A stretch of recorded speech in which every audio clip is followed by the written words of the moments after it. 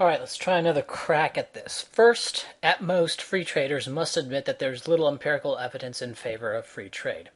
Britain began its long road to industry by raising export duties on wool and tariffs on textiles, right? And this resulted in them poaching the textile industry from Flanders. And up to 1820 at least, Britain had a higher level of general protection than France. Up to the end of World War II, the United States had tariffs on manufactured goods which ran about 40%.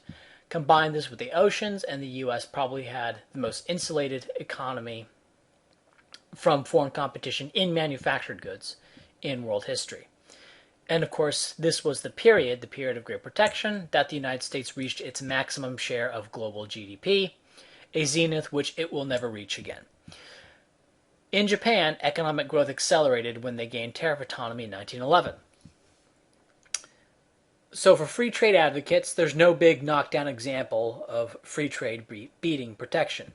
There is, however, a giant albatross, the United States, which suggests otherwise. Moreover, the way the British Empire kept Africa and India subservient was by having unequal trade treaties. Britain had tariffs on manufactured goods from those parts of the empire, while those parts of the empire were not allowed tariffs on British manufactured goods. Raw materials were allowed to flow freely to Britain for the most part, and this policy, this denial of tariff autonomy, was designed to keep, for example, India a resource-based economy. And this is what happened. The United States, following independence from Britain, immediately set about to raising tariffs. This coincided with the Industrial Revolution in the Americas, an industrialization which Britain was keen to prevent. They wanted to keep the Americas as a resource-based economy, kind of a banana republic. Right? What Britain was trying to do was to cast a resource net across the globe, and all of the industry that would normally exist in those areas around the British Empire would instead exist in Britain itself. And this was successfully done through unequal trade treaties. So what you must understand, in fact, that's why, for example, India having the spinning jenny as the symbol on their flag, right? This was because part of Indian independence had to do with no longer being subservient to Britain, right? That is, they could produce their own cloth as opposed to relying on British exports to India. And of course, domestic cloth industry could not compete with the much more mechanized British textile industry, even though the British, they had to ship it all the way, they had to ship the cotton all the way to Britain, ship it all the way back to India. But British manufacturers were still so much more efficient that Indian textile manufacturers could not compete.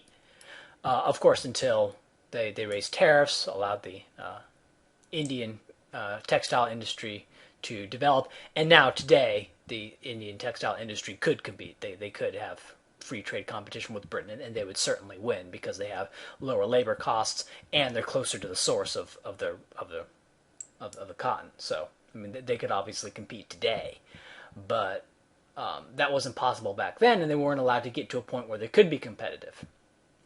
Right, infant industry, right, and the Indian textile industry is an example of a successful protection of an infant industry. Okay, so you must understand that what free traders are saying goes against the economic theory on which the United States and Great Britain were founded, and a theory which deliberately produced the results in its enactors claimed it would. For example, the United States protection leading to United States industrialization. Of course, once the United States industries developed, then they were competitive. Right? They didn't need protection anymore. The Japanese believed that tariff autonomy would help their industry grow. Now, to be fair, the Japanese were able to get to a point in 1904 where they thrashed Russia without tariff autonomy. Right? So they were able to do it with limited tariffs. Now, just because they beat Russia militarily in one region of the world does not mean that they were industrially more powerful than Russia. They were not. They did not beat Russia by steamrolling over them through industrial might. That's not what happened. They had a smaller navy, but they managed to win because of a tactical situation, right? Through some straits somewhere. They knocked off the Russian ships one by one, and through better generalship, better leadership, and surprise and initiative. That's how they won. Of course, they needed a certain industrial potential in order for that to even be possible, but they were not industrially more advanced than Russia. However, they were able to get to that point. Why were they able to get to that point? I would say that highlights two things. One is the importance of industrial policy that occurred in Japan. The industrialization policy in Japan occurred by taxing the peasants, about 50%. These are not rich people. These are peasants. These are rice farmers. So the Japanese taxed them at about 50%. There were riots as a result that had to be put down by the military. We don't know how many died as a result of these taxes. And these funds were then used to fund the zaibatsus. They were done through either investment in manufacturing in Japan or through government contracts to build railroads and mines and stuff like that. And this is how Japan industrialized, not through the markets or not through foreign direct investment or anything. It was through taxing the peasants at a crushing level, basically seizing their rice, basically seizing their grain was the effect of it. They didn't directly seize the grain. In the Soviet Union, through quote-unquote collectivization, the Communist Party just literally stole the grain from a bunch of farmers, sold it abroad to buy manufacturing equipment. That's how the Soviet Union did it. The Japanese did effectively the same thing. They didn't seize the grain, but they just taxed to the hilt and used the tax revenue from grain to then invest in manufacturing equipment bought from abroad, but for Japanese industry. So the Japanese did basically the same thing as the Soviet Union. Anyway, and there's another important point, which is that, one, even during this period up to the Russo-Japanese War, the Japanese had some tariffs. Their tariffs on manufactured goods weren't zero. So they did have some tariffs. That's an important thing to keep in mind. But they also, and this is not quantifiable, but even today, Japanese rice can compete with Chinese rice, even though Chinese rice costs, I think, about half as much. And Japanese rice is able to do this because it's Japanese. It has a little flag that says "Made in Japan." And that has value. People buy that to this day. To what extent that occurred in the past, where people would shame those who bought foreign manufactured goods, I don't know. But we can't say it's zero. We can't, and it's not speculation to say that a non-zero amount of domestic bias existed. And this domestic bias certainly had some protectionistic effect independent of the tariff policy. However, as stated previously, Japanese economic growth increased following 1911 when they gained tariff autonomy. And this occurred when one would expect a slowdown of economic growth. Right? So when tariffs increased in Japan, economic growth increased in Japan, even though Japan was closing the gap with Britain and the United States, and thus was benefiting less and less from the catch-up effect. So as they were benefiting less and less from the catch-up effect, their economic growth accelerated. And this acceleration of economic growth, as they were less and less behind and were benefiting from the catch-up effect less and less, coincided with an increase in tariffs. Right? So all of this kind of paints a picture.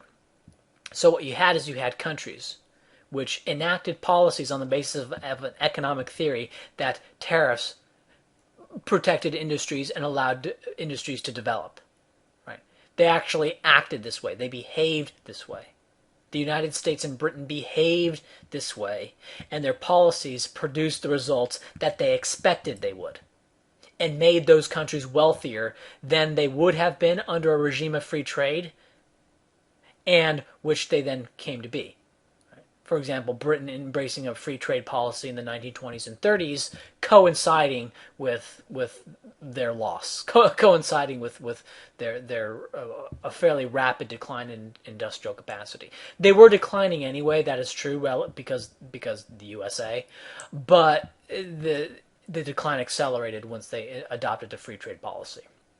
Whole industries started being lost to Germany and France during this period. So you can point to dumb things, like you can point to Brazil trying to protect their computer industry, or North Korea trying to grow their own food, right? Or you can say, oh, you support protection, therefore you must support protection in all instances. You must support neighborhood block protection or family protection or something like that. And no, aside from these rhetorical straw men, and that's what they are, all free traders have is a bit of theory. This should be of immediate concern to most libertarians. In historical terms, you are the upstarts. You are the unproven radicals.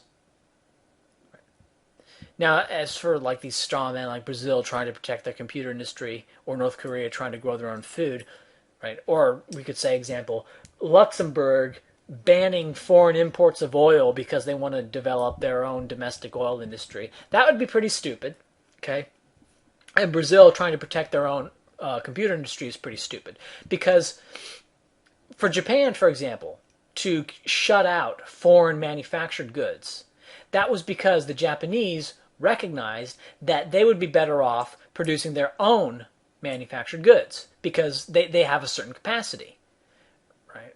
And it was the existence of these foreign, British and American manufactured goods that was preventing the Japanese to produce manufactured goods. And once the Japanese developed a critical mass, right, because of the way competition works, in reality, not in these little models, the Japanese would be at a point where they could produce these manufactured goods more efficiently for them. They could produce, that the Japanese would ultimately be better off making their own manufactured goods. That's not the case for Brazilians, because for the Brazilians, there's no latent cognitive ability that would allow them to make their own computer industry to any meaningful degree, right? I mean, they're, like in Japan, you do have this cognitive potential to produce, your own cars or your own computers, right? And so, in fact, protection for the Japanese computer industry could make sense. Maybe it does, maybe it doesn't. You'd have to. That's an empirical question. But a Brazilian computer industry, like almost prima facie, is fucking retarded because Brazilians are fucking retarded, right? And so that's why that failed. North Korea doesn't have arable land, or at least not much of it, and so for them, which they're trying to do right now, is the Juche ideology to be self-sufficient, and so part of that involves growing their own food. That doesn't work because they just don't have it. And that's why protectionism doesn't make sense much in terms of natural resources, because natural resources are not something that can be cultivated, really. It's not, it's not like an infant industry as much. Like, there's not so much an infant cotton industry, because cotton's a commodity with kind of a fixed cost of production, or mining. Like, either you have the minerals or you don't. It's not really something that can be manufactured. Okay. Anyway, let's go to theory. On a theoretical level, it's quite simple. Let's start with a little village here. In the village, you could buy shoes from the local shoemaker for $10, or from a foreign shoemaker for $9. Now, sometimes the foreign product is more expensive, but it's better. But let's abstract all of this quality differential into it just being a lower price. Any better quality but same price thing going on, or even more expensive but double plus better quality. Like, let's abstract all of that into it just being the same product for a lower price, okay? Now, from an individual perspective, if you buy foreign, you saved $1. Okay? The village overall, however, lost $9, right? Referring to the material things that these dollars can purchase, right? So on net, the village lost $8, right? Because you saved $1, good for you. So that benefits the village in you being the manifestation, $1. However, $9 left the village, so that's +1 minus 9. See?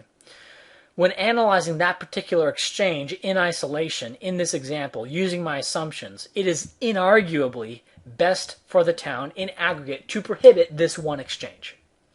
But let's go further and let's be more relevant here and assume that buying foreign shoes becomes common in the village. The shoemaker was making $10,000 a year, but he goes out of business and that's gone. And so that's a $10,000 loss. They lost the shoe industry. That's a $10,000 loss. However, for the loss of the shoe industry, the town gets two new things. It gets cheaper foreign shoes, $9,000 a year instead of $10,000.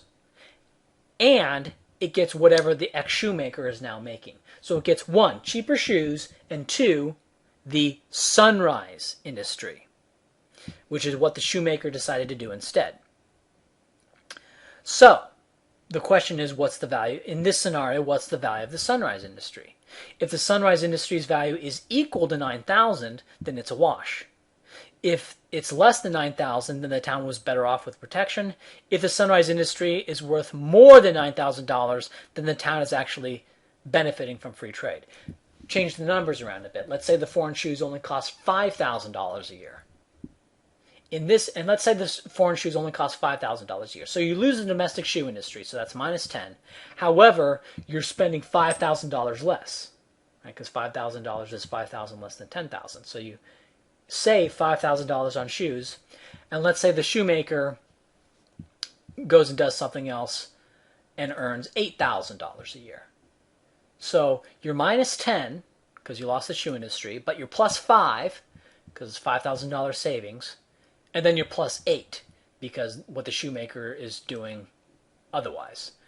So on net, you're plus 3, right? Because you're minus 10, plus 5, plus 8, so overall plus 3.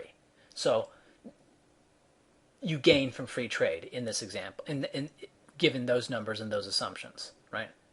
So this is normally the case. Normally, I don't know for sure, but my hunch, my assumption is that in general, free trade is the best policy. And so you can say that I'm a protectionist, okay, but and the reason I'm called a protectionist is to differentiate me from everyone else who advocates free trade all the time. But I'm a free trade by default, right? I believe in free trade by default. That if you believe that there needs to be protection in a certain industry, you need to make that case. By default, free trade, right? And so to say that I'm like, anyway. Sometimes free trade benefits, sometimes it doesn't. Usually it does. Okay. I'm not saying protection is always good. In fact, I would say that in most instances, protection would be bad. All right. However, free traders are saying that free trade is always good for all entities in all instances. Not all entities, but all countries. Alex Little may say that I'm mischaracterizing him. I don't think I am. And if Alex Little wants to say no, he's not defending free trade in all instances, well then that brings up some other questions. But I don't want to get into that. Now scale this up to the level of a state. I would be home free on this except for currency, right? Because I would say, well, this is how the town works, scale this up to the level of the state, that's how a state would work, the end, done.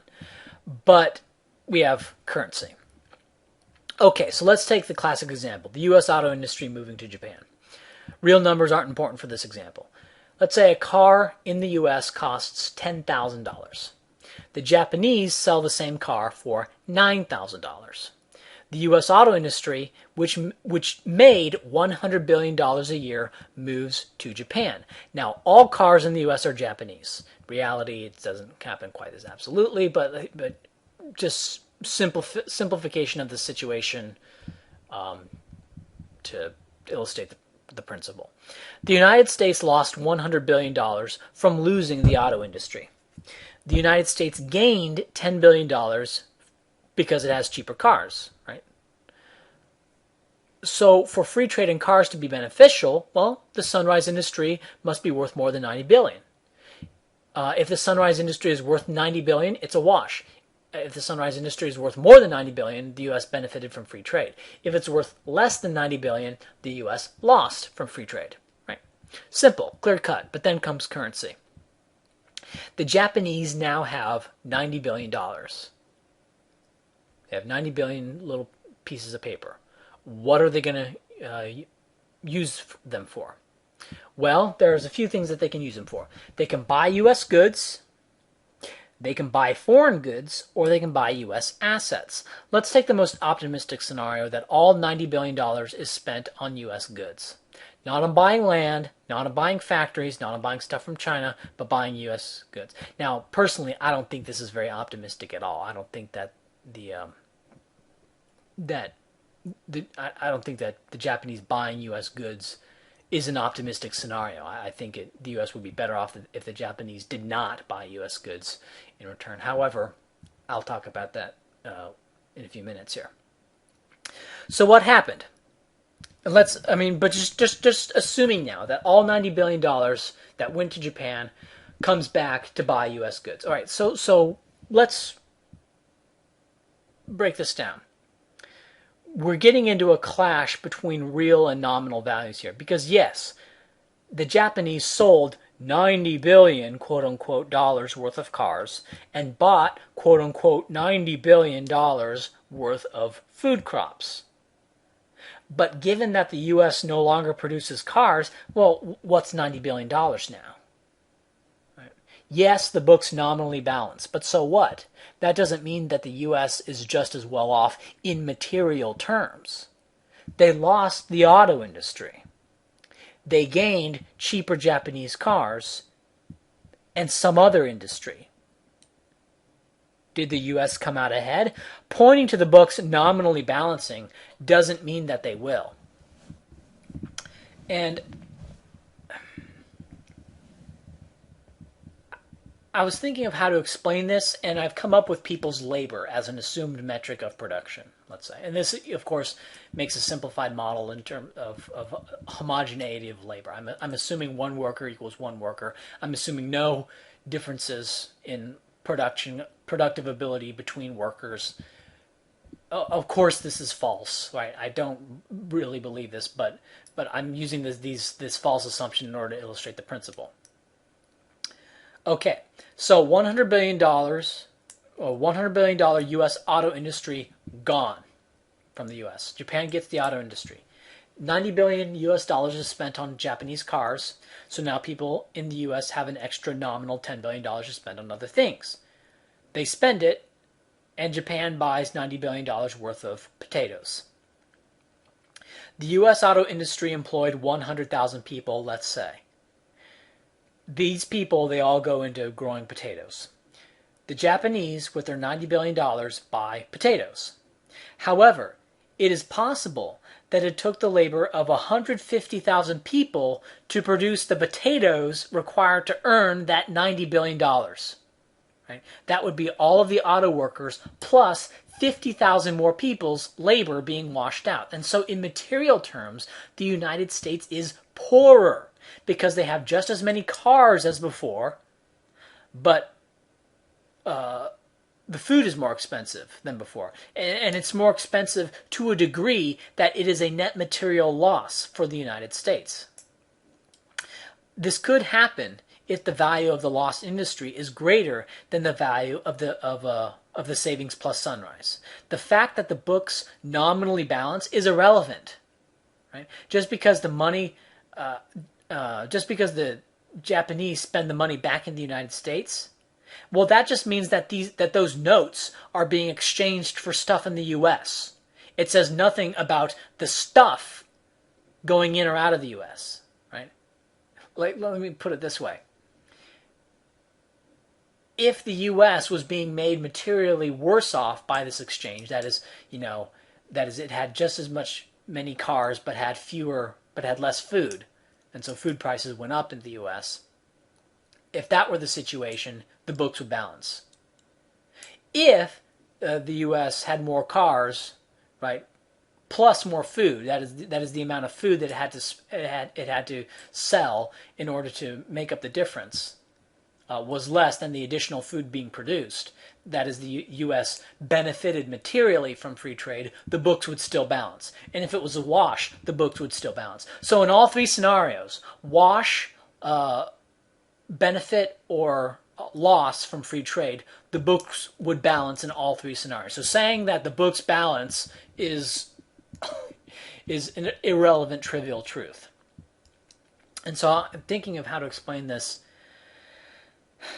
I want to make an addendum here. So you have 100,000 auto workers out of work. These auto workers now grow potatoes. People in the U.S. spend $90 billion on cars. The Japanese spend $90 billion on potatoes. Materially, assume people in the U.S. have just as many cars or just as much car value as they had when the U.S. auto industry existed in the U.S. But the Japanese want something for their $90 billion. If the former auto worker can produce $9,000 worth of potatoes per year, then it will take 100,000 former auto workers to produce $90 billion worth of potatoes. Okay? And so the U.S. as a whole is just as materially well off as it was when it had the auto industry, because it has the same amount of cars. It's producing more potatoes instead, but all of those additional potatoes being produced are all going to Japan, which offsets the cars that they got. Right? So it has just as many cars as before and just as many potatoes as before. Because all the additional potatoes being produced by the sunrise industry are all going to Japan. See? So, but that's just one scenario. That's just one situation. The question is, how many workers does it take to produce $90 billion of potatoes? Or if you don't like that, if you don't like my assumption of the homogeneity of labor, well then let's just go with the actual potatoes themselves, okay? The auto workers go into potato farming. So how much does potato production increase? Well, let's say potato production increases by 1 million tons, right? So each former auto worker produces 10 tons of potatoes. Okay. Looking at it this way, the question becomes, how many potatoes does it take to pay off the Japanese? Potato production increased by $1 million due to the influx of auto workers. That's the sunrise industry. The sunrise industry is 1 million more tons of potatoes. If it takes 1 million tons to pay off the Japanese, then it's a wash. Because instead of making cars, they're making potatoes. The additional potato production is absorbed by Japan. So the U.S. has just as many cars before and just as many potatoes as before. Okay. Now, if it takes 1.1 million tons of potatoes to pay off the Japanese, then the U.S. is poorer by 100,000 tons of potatoes. If it takes 0.9 million tons of potatoes to pay off the Japanese, then the U.S. is wealthier by 100,000 tons of potatoes. Okay? This is key to understand. In all three scenarios, the books balance. In all three scenarios, the extra potato production costs $90 billion. Right? In all three scenarios, $90 billion go out, $90 billion comes back in. Right? Of course, in reality, the ex-auto workers go into all sorts of industry, but I'm simplifying things in order to illustrate the principle here. Sometimes free trade can benefit, sometimes it won't. Right? Now, unbelievable. I had, and I'm not going to name the person, but I've had. It's not just him, but there are other people who made the claim that, okay, I agree with all of this, but let's let the market decide. And I'm wondering, like, were you not listening? Were you not listening to this? I was talking about how if left to their own devices, then the individual in the town could buy the foreign shoes, and that makes the town worse off. That could make the town worse off, right? If he was allowed to buy and sell as he wished with foreign goods. Okay. No. The having a free market, free trade policy, that can make the village worse off. That can make the nation worse off. Were you not listening? Right, I explained because what he could do by buying foreign shoes, that kills the shoe industry. Okay, so minus the shoe industry. Now the question, he gets cheaper shoes plus the sunrise industry. Is that worth the loss of the domestic shoe industry? Maybe, maybe not. Right? But the free market, if the foreign goods are cheaper, the free market is going to kill the domestic industry. Free trade is going to kill the domestic industry. So it's gone, right? And that could be a net benefit for the nation because the cheaper goods plus sunrise could be better than the lost industry, or it could be worse if the cheaper cost plus sunrise is less than the lost industry. Okay? I how can you say that? How can you listen to all this and then think, okay, but let's let the market decide whether or not to buy foreign? Fuck you! Were you not listening? I'm explaining. No, pay attention. God, if you're one of those people. Jesus Christ, what's wrong with you? Listen to what's being said. I'm talking about whether or not there should be free trade. Let me put it this way. It's let's let the free market decide whether or not there should be a free market. The answer is going to be yes. The answer is going to people left to their own devices are going to engage in free trade. Okay, they are. Right? So to let the market decide whether or not there should be a free market, there's going to be. If you let people decide whether or not to have a free market without any state intervention in that, then they're going to default a free market, right? I'm not arguing that. I'm arguing whether or not they should be allowed to do that, right? It is state intervention. It is active policy that prevents free market outcomes. What I'm arguing here is against free market outcomes here and there in this or that situation, okay? So don't be one of those people. But I want to get back to something I was talking about before. Is the idea of the U.S. dollars coming back to the U.S. a good thing? Is the best thing for those $90 billion that went to Japan to come back to the U.S.? I think not, at least not in the short run.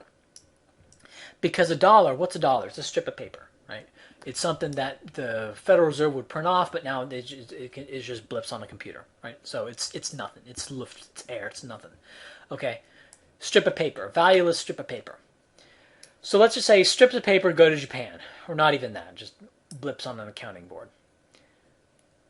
Japan could use that to buy U.S. goods, but if they don't, let's say Japan doesn't use that to buy U.S. goods, well then the U.S. got cars for strips of paper or nothing. Which gets us into the petrodollar, right? Let's say the U.S. were able, the U.S. has not been able to do this, but let's say the U.S. were able to require every single OPEC country to require U.S. dollars for their oil. Say Venezuela, Saudi Arabia, Iraq, Iran. You can only sell your oil for U.S. dollars.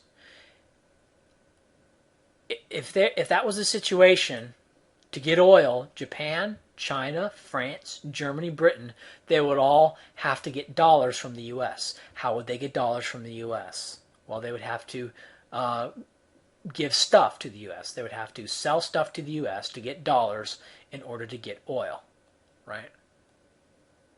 And so the effect would be the U.S. getting free stuff. And of course this has in fact been happening. And that is why. And I don't think that's the whole story. I think neoconservative, kind of end of history ideology does matter, right? I'm a believer that ideology, pure and simple, does matter. But also this petrodollar stuff. And also, a few kickbacks to some buddies as well, but that's less important. It's mostly pure and simple ideology in the petrodollar. Okay. And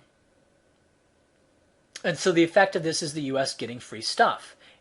The U.S. dollars going out to then buy the oil for Britain and France and Germany and China and Japan, that don't come back, well, what happens? Well, the U.S. has just gotten a bunch of stuff made in Germany, made in China, for strips of paper that don't come back to the U.S. that don't require anything produced in the U.S. See, and so all this stuff goes out, and the U.S. gets a bunch of free stuff. The same thing happens if, say, China decides to use dollars as a reserve currency. Well, now China is getting a bunch of dollars for stuff, right? They send stuff to the U.S. and they get dollars, and those dollars don't go back to the U.S.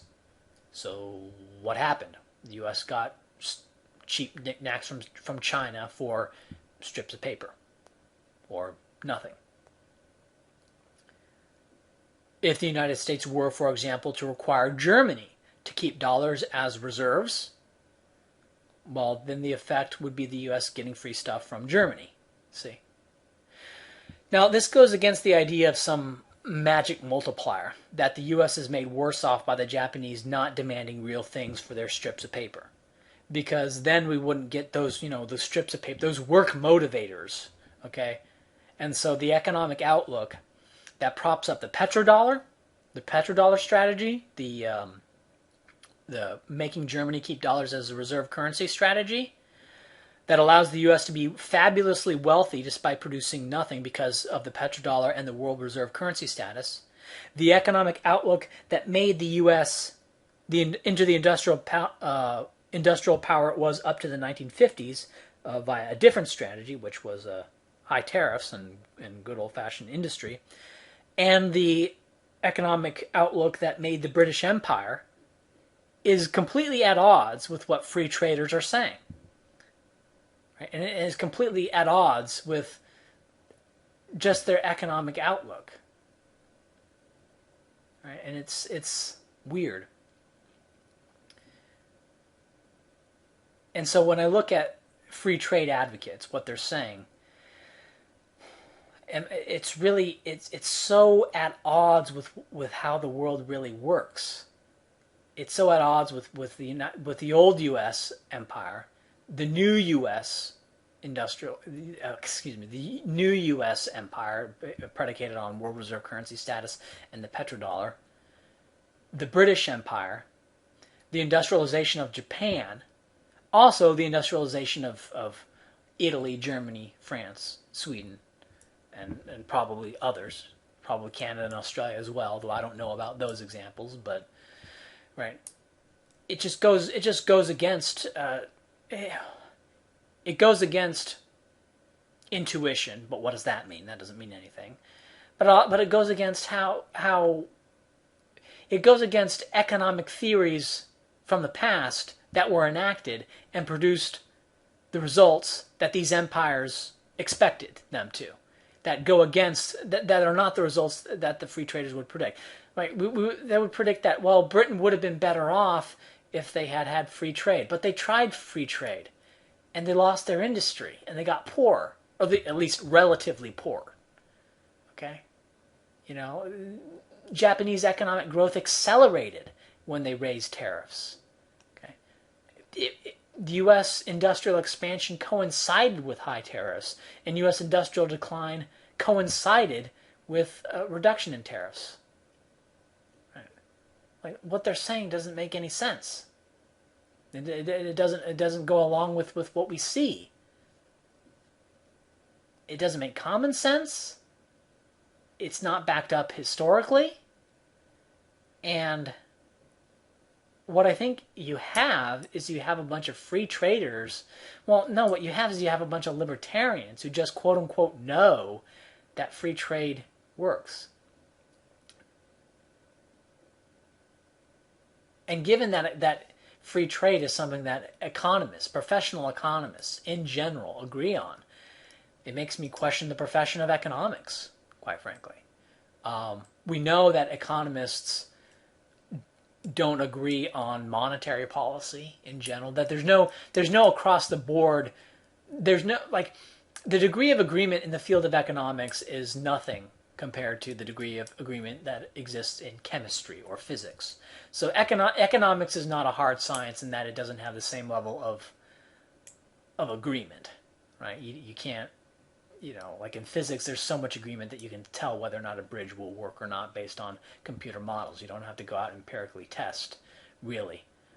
Whereas in economics, if you want to build a bridge, right, the field is so primitive that you do have to empirically test this or that design, right? And same with economic policy, like you do have to empirically test. Whereas in physics, it's so settled that there aren't empirical tests. There are mathematical tests. There's mathematical questions based on assumed formulations, right? And so economics is not at all like physics in that way. So, and this is reflected in the degree of disagreement between economists. It's not, and so what I'm saying is that free trade is kind of it's kind of this point at which I'm beginning to question the field of economics in general. This is something that's making me question economics in general.